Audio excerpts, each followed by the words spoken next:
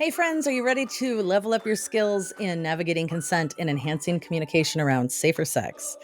In this episode, I sat down on a hotel bed naturally, because where else do you have deep, intimate conversations about sex, with the incredible Reid Mihalko, a renowned sex and relationship educator with over 20 years of experience. You might know him as the founder of Cuddle Party and the mastermind behind Sex Geek Summer Camp. Reid has an amazing way of making complex topics feel accessible and real, and today we're getting into one of the most vulnerable and intimate episodes I've ever recorded. Reid shares some candid and practical advice on mastering the art of navigating consent, handling the unexpected emotions that can come up in casual encounters, and even how to manage your own disappointment when things don't quite go as planned. Reid's open and humorous and thoughtful approach is sure to leave you feeling more equipped to have those important conversations, whether you're in a long-term relationship, exploring polyamory, or just looking to make your hookups more enjoyable and consensual. There's going to be some extra juicy tidbits dropped in here for our Patreon subscribers. So if you want to hear those intimate details, head over to patreon.com/notmonogamous. Now, grab your headphones, get cozy, and join us for one of the most honest and revealing conversations I've ever had on this show. Trust me, you don't want to miss this one. How do you usually start your podcast? Just like this. Just like this? Yeah, I say something really dumb like, oh my God, look, it's recording. Cool. Yeah. Yeah. Okay, but we should probably tell them Yeah. that we're that I have Reid Mihalko for readaboutsex.com. Yeah. And that this whole podcast is basically us recording how we're going to hook up. Yeah. At Polytopia. Which Sex was Positive Portland. Sex Positive Portland in Portland, Oregon. Mm-hmm. Ran a weekend event, and you and I being nerds and you and I being attracted to each other, we're like, why don't we just record all the weird conversation we needed to have to hook up? Is this like a behind the scenes? This is the DVD commentary about the DVD commentary. Oh. Yeah. So okay. Well, since I've never been on your podcast before, I don't know how. I feel like now I'm running your podcast interview. Okay, I'm gonna stop. Okay. Reid. Yeah. Hey. Welcome to Nope, We're Not Monogamous. I'm so happy you're here. In your hotel room. I'm ecstatic about this whole experience, and the nerd in me is so happy about this. that we're doing it this way. Yeah. Me too. Of course, if it goes horribly wrong, we also have proof and we can look at it like game tapes to try to figure out where we fucked up. Yeah. Like, oh, that was the moment. That's the thing you said that, like, nope, never mind. It just killed the deal. Yep. Not gonna happen. Yeah, you just took your podcast and went home. Well, that was fun. Do you find yourself in hotel rooms often with people that you have not slept with yet? Hold on. That's a really good question. Not often. Not often. But it does happen. It does happen. Yeah, usually before I sleep with them. Okay. Although sometimes I'm just traveling with them. Okay. Having sex with somebody that you don't know how you got there? I have not had that happen. Okay. Have you? Not exactly like that. But yeah. I mean, it's excellent. Maybe we'll talk about that during this podcast. I mean, yeah, now I want to know.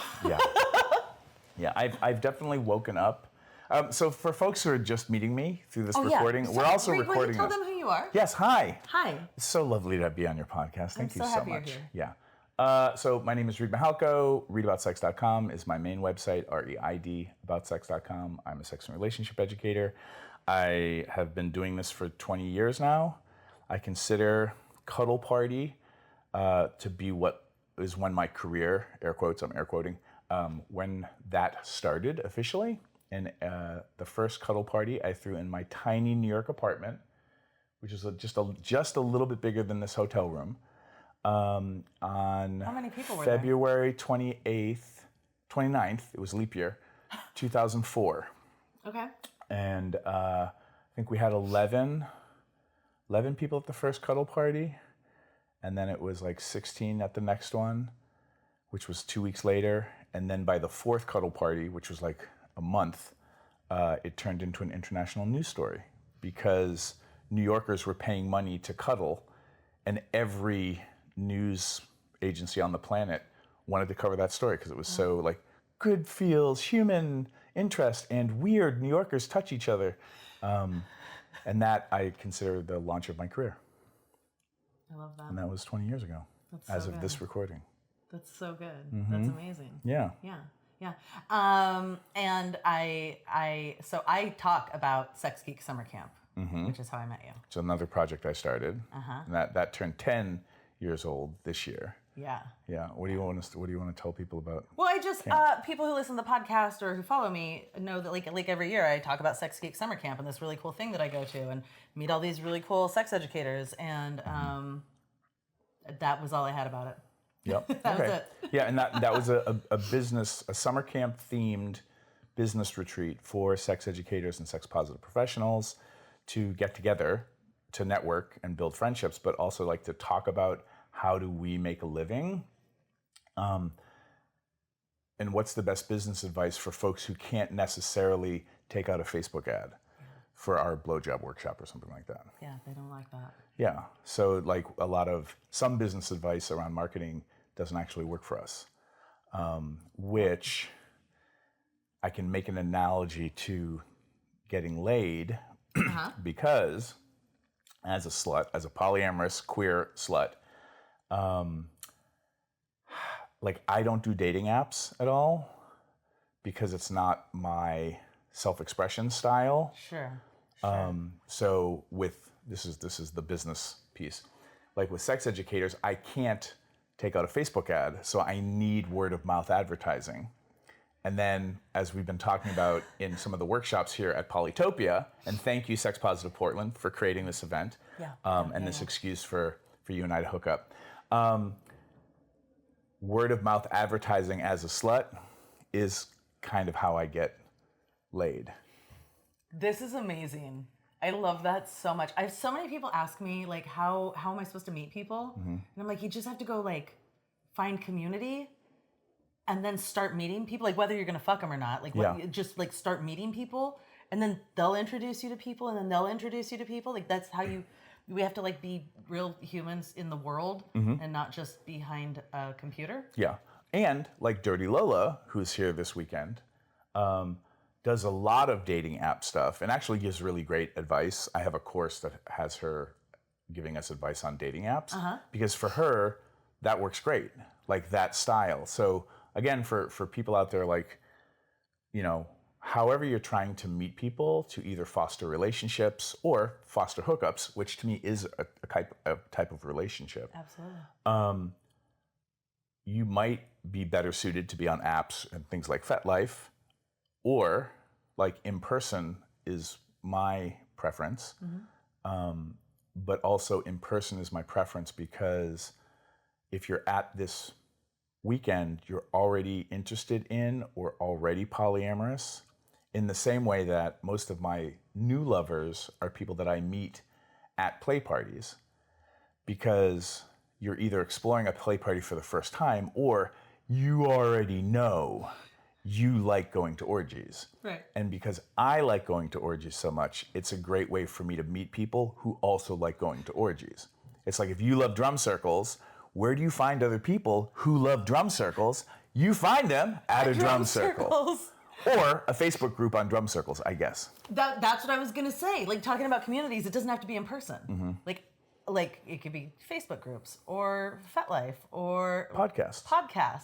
Yes, exactly. Yes, I see. That's really funny because I like in between. When I meet people in person, like I do really well on dating apps, or just online in general, because everything feels more clear. When I hook up with people that I meet in person, often I'm like, oh, I'm really surprised by this. And they're like, I've been flirting with you. And I'm like, yeah, but I don't take that personally. Yeah. Like that doesn't mean anything. You're just being friendly. Yeah. And playful. Yeah. And I can't tell if you're actually serious about this. Like, are you flirting with intent? Right. Or are you just being nice? Or are you just, flirty? Yeah. Yeah. Or am I so flirty that I just think everybody's flirting? Yes. And so I take none of it personally. Yes. So also, I think we should start laying out for your audience, like all the things we're tracking because I think you and I are kind of different in how we hook up, maybe, because this is the first time we've ever done this. Oh, yeah. And this is definitely the longest we've ever talked about how we hook up. Yeah. Because mostly I have had you in my events where it's not, because you've never been to a play party of mine. I've not. Yeah, so you've only been to camp, and you've also been to Sex Geek Conservatory, which is about public speaking and using cameras and microphones. That's how I got more comfortable doing this. So you've only been to events where it was not appropriate for me to make moves on you. And if you were making moves on me, I was ignoring them either because it's not appropriate, like it's not appropriate for me to flirt back, or in my over analyzing everything way, I wasn't sure if you were into me or not, right? Because what I need is somebody to come up to me and be like, I am into you. We should have sex, please, when it is appropriate. Because you can hit on me. This is for the audience. I'm looking directly at the camera. You can hit on me at an event where it's not appropriate to hit on me and just say like, hey, post-it note for a future time when it is appropriate. Please remember, I am hitting on you. That's fine. Oh my God, Rob told me I should do that. For me or for other people? For you. Yeah. Yeah. Well, because then it just, because... And I was like, oh. But part of what makes me feel safer is when people can acknowledge all the different contexts and layers that are happening. Yeah. Because what it helps me feel safer about is, oh, you're noticing all these things too. And you're not just like the way Lola talks about it, like dickmatized or charismatized. Yeah. And so when people can point out all the things and I'm like, oh my God, you see what I'm seeing. Then I feel safer. Yeah. And then it still doesn't mean it's a good idea. We still need to have all the conversations. All the conversations. And we might even play and then after the fact realize, oh, this wasn't a good idea. And then ideally we've laid the groundwork to be able to repair or clean up or acknowledge, what we could have done better. So I think that the short end to the people who are listening is like, I try as best I can not to take my casual sex casually. That is the best way to say that. That is the best way to say that. Yeah. Yeah. Thank you. Yeah. Because it's inherently tricky, and this goes whatever your gender is, because you might have a podcast fan your podcast has changed their life, and then they finally get to meet you in person, and they're like, it's like they have a crush on you, and like, how do you navigate that's a good idea to play or not?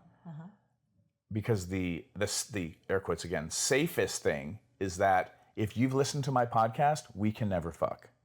Right. Which is also this weird, like, there's no way, this is so complicated that there's no way that you have any agency and that there's no way that we can have this be healthy because it is inherently so complex. Right. But what I'm more interested in, and also for me, like as an ex-sex worker, like I got paid to sleep with people. Yeah. Like, and for sex workers, it's like, well, duh, it is inherently complex. Yep. And welcome to the career. So like the complexity, for me, the healthier question is, how can we navigate something so complex? And how can we empower each other? And how can we do our due diligence to make sure that we leave the campsite better than we found it? And that conversation, yes, it can be really tricky. And I think there's more value in leaning into the complexities and being able to learn as community members, as individuals, like to be able to learn how do we navigate this complexity. Because that seems like, when in doubt, don't. Right? Like if you have to, because again, like we were talking before we hit record, like we could have this conversation and and then come to the clarity, you know what, as much as we're attracted to each other, maybe we shouldn't sleep together. Or maybe we should do it next time. Like always, like slower is almost always a better choice. Yeah. Faster is sometimes more erotic. But But when in doubt, you know what? Let's believe that the universe is abundant, and this isn't about scarcity. And how about, we do this the next time? Yeah. And then if it's all lined up the next time, maybe at least we were smarter to delay it. Yeah. It kind of gets rid of that that like scarcity, like, oh my God, this is my only chance. I got to do the thing, even if it's not right, and even if that winds up making it like not a great experience. Well, and also let's just acknowledge this is the last day of the conference, so the Stargate is closing. Everyone's running for their final attempts. Like last night, there was a lot of tension for people to get their freak on because it's the last night. Yeah. The Stargate is closing. This is the morning. We have to check out at 11. How much time do we have? Like that pressure, a lot of people aren't acknowledging that. Yeah. And so, that's an element in the calibrations of what's happening. Yeah. Plus, we're recording a podcast. Never forget we're recording a podcast. Yeah. So we're recording a podcast. Yes? Did you forget? No. Okay, me either. Not. The podcast is always listening. I mean, that feels true. Okay. That feels a little bit true. Really? Okay. Yeah. Cool. Yeah. We're not cool. But now I'm kind of sucked back into the present moment of we're two adults sitting on a hotel room bed. Trying to figure out like how do we do this if we're going to do this. Especially because you were talking about kind of the like what is it called, like a meta relationship, because you're aware of someone. Like I've heard your safer sex talks. Yeah. I know more about you than you know about me in that way. Yeah. Yeah, so we That's should. fascinating. Should we have our safer sex conversation now for the podcast, or is that more of a like now this is us being marketers, or is that for Patreon subscribers? At patreon.com/notmonogamous. Well played. Yes. Thank indeed. you. If you want to hear my safer sex talk. Oh yeah, because you could edit it out. I can edit it out. What? Because this is part of how we pay our bills, right? Absolutely. Okay. Absolutely. Yeah. All right. And what is that link again? Patreon.com? Patreon.com/notmonogamous. Excellent. Yes. Yeah. All right. I think that would be really cool to just pop it out. Yeah, I agree. Now, I could share my safer sex elevator speech and you could leave it in, but then if your listeners want to hear yours. I like that. How does that work? They got to pay for mine. Yeah. They got to pay to know the nitty gritty That's about right. me. Yeah. How's that? Does that feel good? That's not something I've ever shared. I've shared it when in my the group sex course I teach, getting it on in a group, and I've shared it there, but I've not shared it on the podcast. Okay. Yeah. How's that feel? Does that feel good? Like, should I just share mine? Okay. Yeah. I'd love to hear yours. Okay. So first off, just being a nerd. So when do you like to have your safer sex conversation? Wow, it really depends. If I'm meeting someone online, I will usually do it via text over multiple, Okay. I spread it out a bit. Okay. But if rather you than meet in somebody one like shot. But if I meet someone at a an conference, or like you're staying at a hotel and you meet them at the bar, and then it feels like it's on. At some point after we start kissing Okay. is usually when then I'm like, okay. Because before then, I don't actually know. Know if you're into them or not. Yep. Yeah. Okay. Yep. So for me, if I was gonna be like, oh hey, I think I'd like to make out with you, like if I was feeling that kind of thing, I would already be confessing, like I'm a sex educator, I'm a geek, and I think I'm into you. We could kiss first, or we could have the safer sex talk first in case it led to something else. What works better for you? But that's me kind of testing, air quotes, how they respond to that. Because what I'm also trying to figure out is, do you have any of your sexual literacy dialed in yet?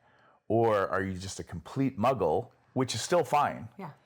But ultimately for me to pick up somebody in the wild without any pre-context happening, like you're not at a poly event, you're not at a sex positive thing, then it just feels really dangerous. Yeah. And so like I need to find out as fast as I can if it's like I'm starting a 2-person book club right now, but do you know how to read? Because And are you into this genre? yeah, exactly. Yeah, exactly. So I'm looking ultimately for other sluts if I'm gonna have a fast hookup, because we might pick up a lot of speed really quick. Yeah. And like people have noticed like, oh, you're at this event and I saw you met that person and in 5 minutes you guys went up to your room.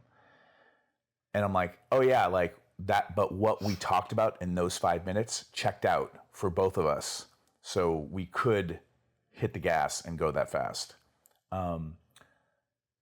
But I also like what you're saying is like, I need to kiss you first to see if we need to, if you get to the next level. Like part of that also is probably having to do with me identifying as a woman. Oh yeah. There's a different Oh right? yeah. If I am talking to a man and I'm telling him like, hey, let's have a safer sex conversation, there's automatically an assumption that we're gonna have sex. Yeah. Yeah. That's good. I like that. That's true. That is a very important distinction. Yeah. Yeah. Huh. So I have yeah, to feel because if you came up to me and said like, hey, do you want to have a safer sex conversation? My question would be like, are we just having the conversation or are you hitting on me? I'm literally this stupid. Are we practicing this conversation? Because that's fine too. You just need somebody to practice on? Okay, so I'm going to do my elevator speech now. All right. Okay, so for folks listening, if you go to readaboutsex.com/elevator, there's a free article about my safer sex elevator speech, and then you can sign up to download the actual, graphic that you can print out and then walk yourself through it. Which was the first time I had seen something like that. Really? I was on someone's podcast. I can't remember the name of the podcast, but they have crows on their cover. And we were talking, and they were like, "Oh, have you heard Reid Mihalko's elevator pitch?" And I was like, "Who? What?" And they're like, "Go check him out." And that's how I found Sex Geek Summer Camp. Oh wow! And so that was like 5 years ago. Okay, cool. Yeah. Yeah. And again, like this is the word of mouth. Yep. Like how people find you. Yep. But then this also in the watering holes where sluts hang out. Yep. This is also how people find you. Yep.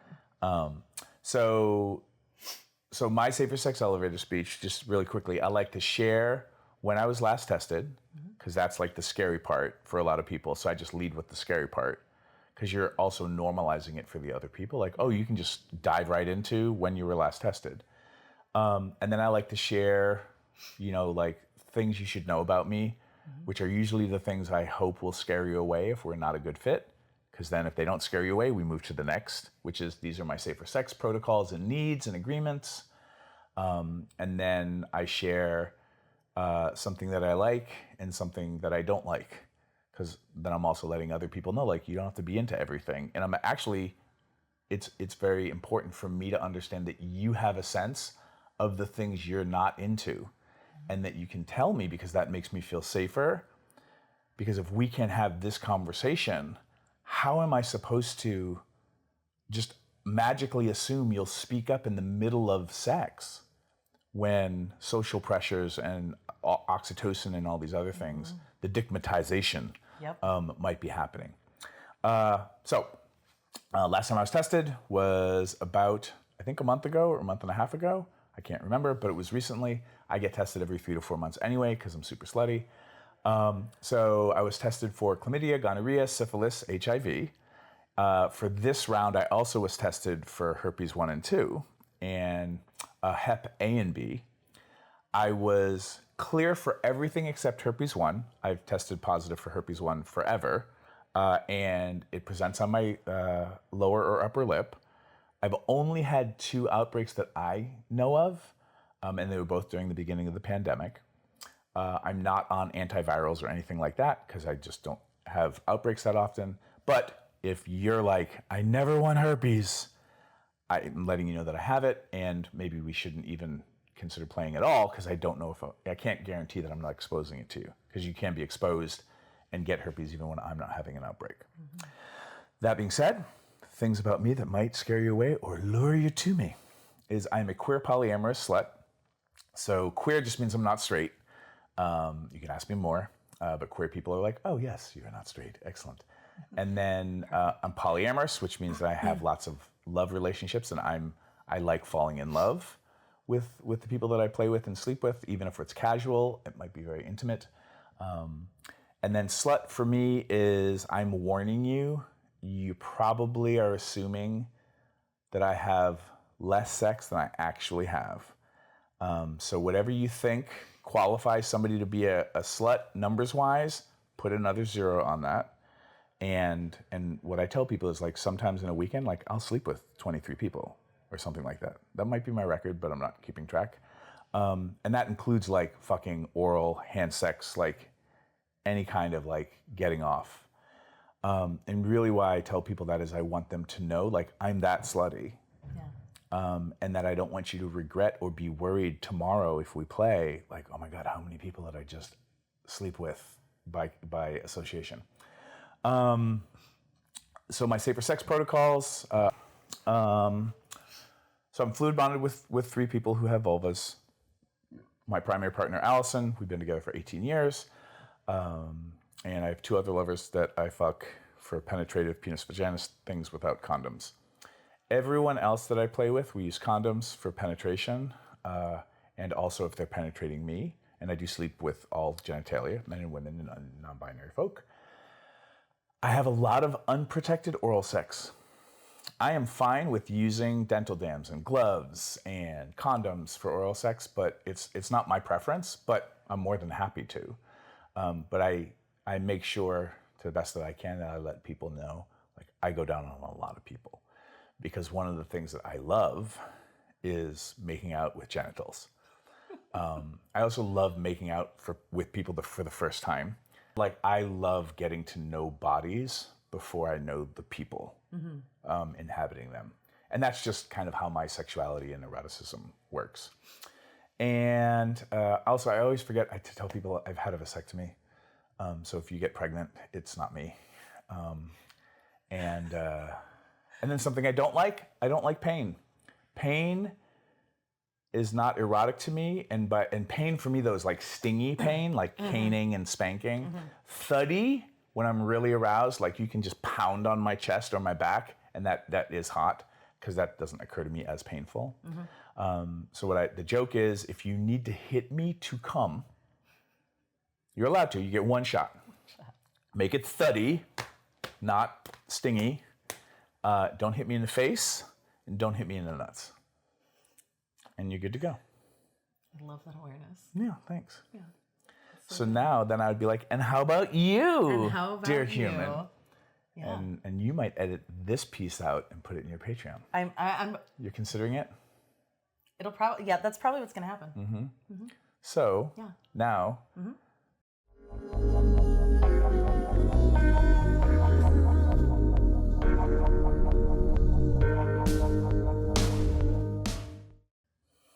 Well, any safer sex conversation is just the beginning of more conversation. Yeah. And talking about it. Maybe not a ton of process. Like I feel safe enough right now.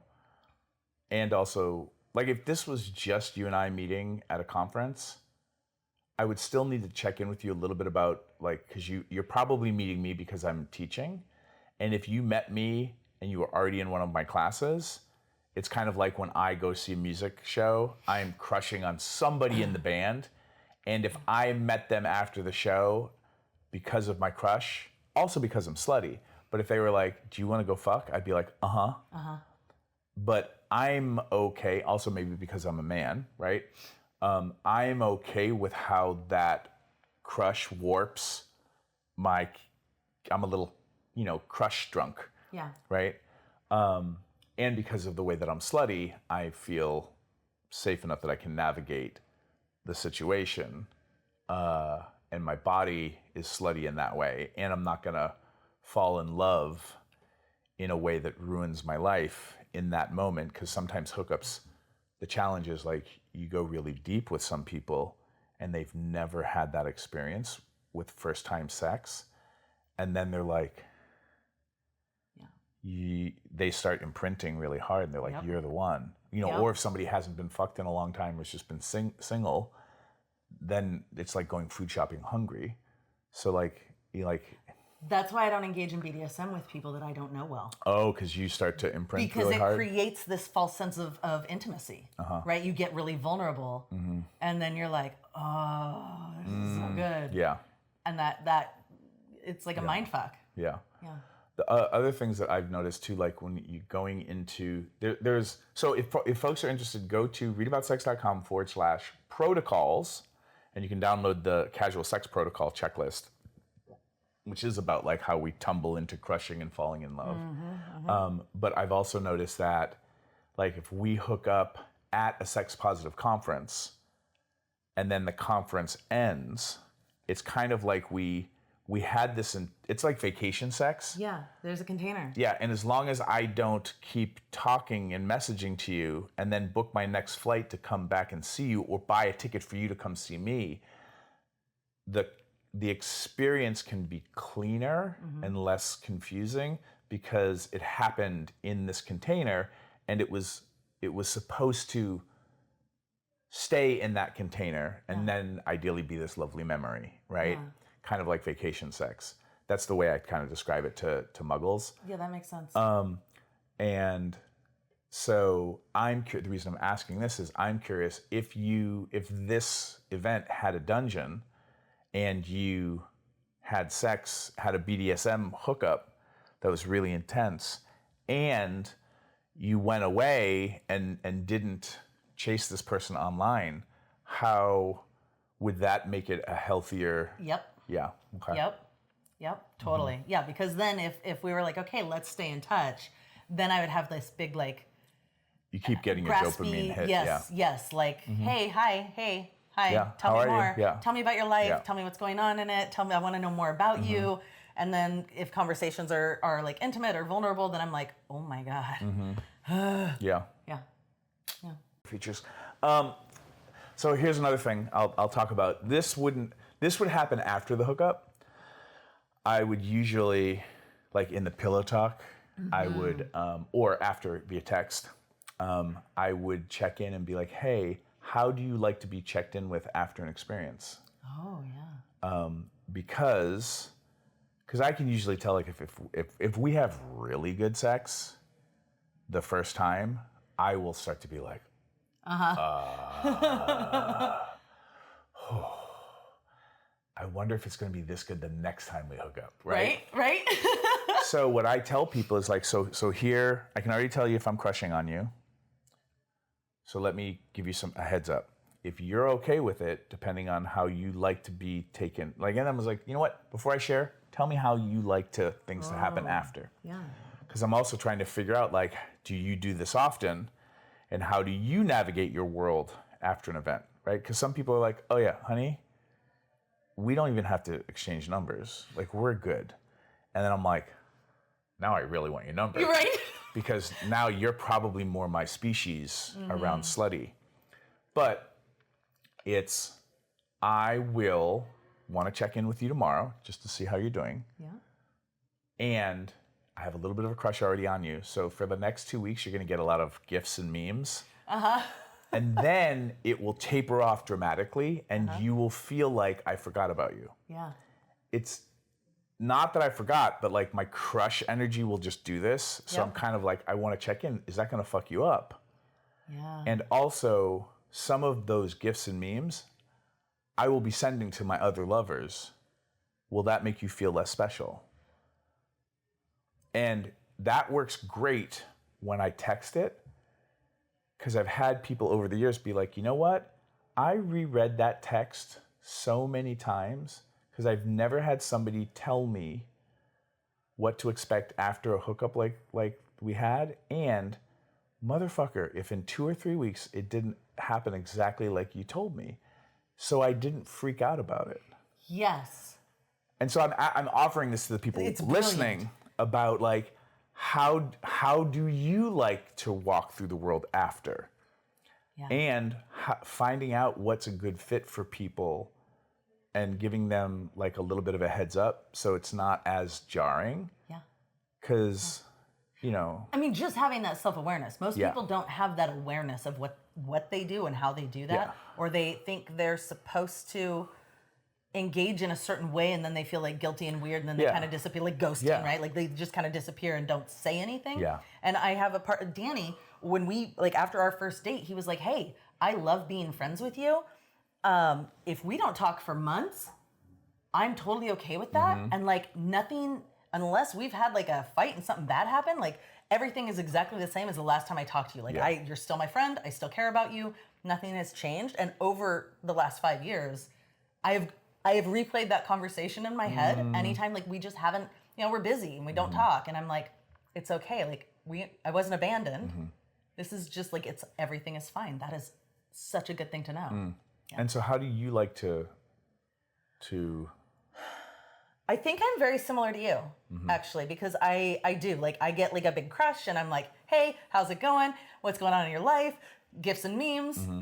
And then like life gets busy and I have to go like take care of my kids and school's starting and I got shit going on. Yeah. Yeah. Another It tapers. Another thing, thank you for that. That makes me feel safer, like Yeah. in certain ways. So the other thing I just want to point out that I don't think we have talked about yet, and now the thought left me, so I have to think about what it was again. You were talking about the thing, and now, goddamn, it was going to be really useful for some people. Do you like pickup play is what some people call it. Like I'm at a play party and are there people here who just like hooking up with people they're just meeting, right? It feels like, even if it's not super common to you, you feel very comfortable in this like come back to my hotel room, right? But I also just want to acknowledge to people, even though we're in a container of a conference, me inviting somebody I've just met back to my hotel room and closing the door is inherently trickier, right? So I would usually, if somebody wanted to pick me up and bring me, to go fuck, I would either be in a space if there was a space for it, or if they invited me back to their room, that's a little bit different than I invite them to my room, right? And in some cases, unless they're another sex educator or person who really has their black belt in this, and I can be like, oh, like you've done this before, this is your jam. Most of my hookups, like with you and Danny, like if you two had at any point this weekend said, do you want to come back to our room and have a threesome? I would have been like, do it, right? But it would have felt weird for me to be like, hey, do you two want to have a threesome with me? Like I need other people to kind of take the lead. So the reason I'm saying this is like, depending on how you have your sex, because not all poly people are into threesomes, right? Or just hotel hookups. Like I'm also paying attention to what feels, who's taking the lead and who's kind of, who has the initiative. Because it's really easy for me to make suggestions, but I'm also letting other people take the lead as an assessment tool.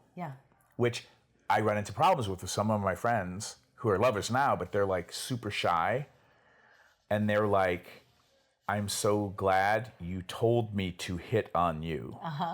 Because in those conversations, I'm like, so how do you identify? Like, oh, I'm a very shy, awkward introvert, and I'm blah, blah, blah. And I'm like, okay, just so you know, unless you hit on me, I'm not gonna make the first move. So this is your heads up. And then they're like, it's gonna be so hard for me. And I'm like, yeah, but I need that to feel safe. Like this is me cheating by telling you, like I'm taking the initiative to tell you, you need to take the initiative. Because even that can get a little fuzzy, if I'm the teacher and they've been a fan of mine for so long and it's weird. But I just don't know how, because I have so many friends who are introverts and shy, I don't know how to fix that for them. So I just like tell people, I'm telling everybody on a podcast, if you're shy and introverted and you meet me, just say, hey, I listened to you on a podcast and you told me that you let shy and introverted people know I'm supposed to hit on you. So I am telling you right now, I'm hitting on you. And then shy and introverted people just run away. And I would be like, I got it. Noted. Noted, thank you. Because I've also had people, and maybe you will someday have this experience. I've had people like, right after I teach something, come up to me after, and they're like, hey, I want to sleep with you. I know that this is a little bit tricky because it's right after you taught, but I've watched all of your YouTube videos, and I'm going to walk you through, if you have 5 minutes, all of your concerns with this situation as it stands right now. And I'm like, in my head, I'm like, oh my God, who is this magical being? And then I had somebody pull that off on a thing, and they walked me through everything, all my concerns. And I'm like, who told you to do this? And they're like, oh, you. It's right there in your fucking, if you watch all of your videos in between the lines, it's right there. Yeah. And then I was like, are you a starfucker? And they're like, yeah. And I'm like, I'm a starfucker too. And then we bonded as starfuckers. Mm-hmm. And then at the end, they're like, can we go fuck now? And I'm like, okay. Yeah. But I didn't know how nervous I was about that kind of, glamour of like teacher charisma thing. But as for me, like, I love fucking my heroes. And I've been very lucky to get to fuck my heroes. But like that piece for me, like noticing like, oh, I'm a star fucker. And how do you do that in a clean way? But how do you make your stars feel comfortable that you're a star fucker? Yeah. So I don't know if that's useful to anybody, but I felt like I wanted to share that with you. I love it. Okay. I love it. Cool. Yeah. Right. It might come in handy someday. Mm-hmm. I've had people stop me and go, hey, you're that podcast lady. And I'm like, yes. I am a person on a podcast. Now, is that mostly women that do that or men that do that? It has been mostly women. Okay. It has been mostly women. And are you finding that they're wanting to sleep with you, or they just want to thank you and tell you, I think they have been feeling out if I was open to sleeping with them in a really indirect way. So here, I will do this again for you as a friend. If people were to subscribe to your Patreon, maybe this next part that you're going to talk to me about how you like to be hit on by your fans would be useful for them, but they would have to subscribe to your Patreon. They really would at patreon.com/notmonogamous. There you go. And also just saying for everyone, just because you hit on a slut, and this is the hard part, please don't take it personally if we are still a no, because we literally do not sleep with everyone. We're allowed to say no as well, but I have run into people who get confused. They're like, hey, I did all the things. Why won't you sleep with me? Because they think, no, is like, if Reid won't sleep with me, I must really be broken. Mm-hmm. And I'm like, oh shit. No. That's not how that works. Yeah. Sometimes, like, I literally do not sleep with everyone. Yeah. So please don't take it personally. And the reason I'm injecting this right now into this is I want everyone to kind of take away from this. Even if we tell you how we like to be hit on, it doesn't guarantee that we're still going to be a yes. Yeah. And please, like, may you all have such abundance and feel so comfortable in your own skin that part of your conversations is how to let people down gracefully, because they think you're so slutty that this is a sure thing. Yeah. And that is a little tricky. And also, you as a woman walking through society, it's very different. It is. Yeah. It is. Yeah. Especially in places where people are expecting to have sex. Mm-hmm. The events, play parties, swinger parties. I go to like hotel takeovers, and I think all of the swinger events I go to, I pretty much never have sex at them. Almost never, just because it's like so expected that like I'll make out with a few people, actually just face making out. Yeah, actually, and then I'm like, really, what I figured out, oh God, okay, so a couple of years ago, I was like, none of the sex I'm having is like satisfying because like it was just about, you know, like, yeah, you're attractive and we'll do the thing. And I was like, man, that's fine. And I was like, what if I could go to these events? Because I teach at like hotel takeovers, right? And I was like, what if I can go to these events and just like make dicks hard and then walk away? And so I started telling people, men in particular, I'd be like, hey, like, we can like kiss and stuff, and I really want to make your dick hard and touch it, but like we're not fucking. It's not gonna happen. And that was the most empowering thing ever, to be like, I can go to these like events where everyone is expected to be fucking and not fuck and do the thing that I like. I was like, I like penises a lot. I like touching them. I like seeing what they do. I like seeing all the different ways they look. And I was like, but like most of these people, I don't actually want to fuck. Like I don't want to have conversation with them. I don't want to do most of the things. It's like, so what if I could just walk down the hallway of this party and sprinkle some fairy dust on some dicks, Nice. and then go back to my room and masturbate? You'll have like a fluffer booth. Yes. Nice. I love it. It's so fun, and it go. made like sex parties and swinger events so much more fun for me, and like low pressure, and it didn't matter that I was kind of hungover and worn out and like fucking exhausted. You're just like, yeah, okay, next. Nah. I mean, yeah.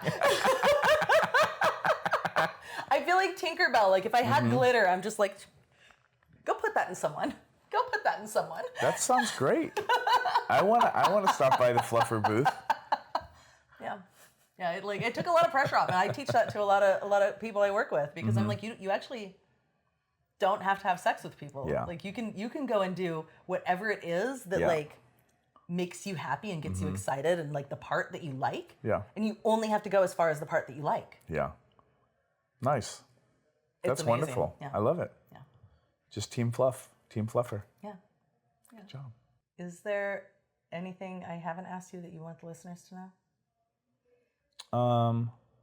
Well, business-wise, go to readaboutsex.com. Follow me at readaboutsex.com or readaboutsex on Instagram and Facebook and all the things. Please feel free to reach out to me in my DMs or my email is reid, R-E-I-D, at readaboutsex.com. And just let me know how is this experience for you, because I don't think I've ever done a podcast quite this way. I certainly haven't. And I am kind of like, as a nerd, I'm interested how it lands, because the weird part of it is some people might be listening and be like, well, this is just a fucking advertisement for fucking Reid. Right? But as a nerd, but also I'm like, well, this is how I do it when I'm meeting people. Here are all the tricky parts I'm trying to track, right? That you're a podcaster, that you're a sex educator, that we're diffusing some of the tension by being nerds. Yeah. All of this is checking out, also because we've known each other a while, but like now I feel like I'm getting to know you as a slut and then just hanging out. And I'm also, even if I was disappointed that we didn't hook up, this time together is important to me. Yeah. And I can handle my disappointment if we find out it's 11 and we have to check out. So all these things are like there for me that I'm present to, but this is also like just how I walk through the world as somebody. Hang on, is that my alarm? It's 10:30. It's 10:30. This was my. If you are fucking right now, you need to make sure you have a half an hour left before you need to check out, right? So again, Google Calendar, use your timers and alarms, folks. Stay on schedule, because you have to get people back, even if they're dickmatized, back into the world, and they have to make their plane flights and all the things. Leave the campsite better than you found it. Wow. Should we end there? Is that a good place to end? I don't know. That's an excellent place to end. Yes, absolutely. Let me know your takeaways from this, listeners. Like, let me know. Okay. 100%. Yeah. Yeah. Cool.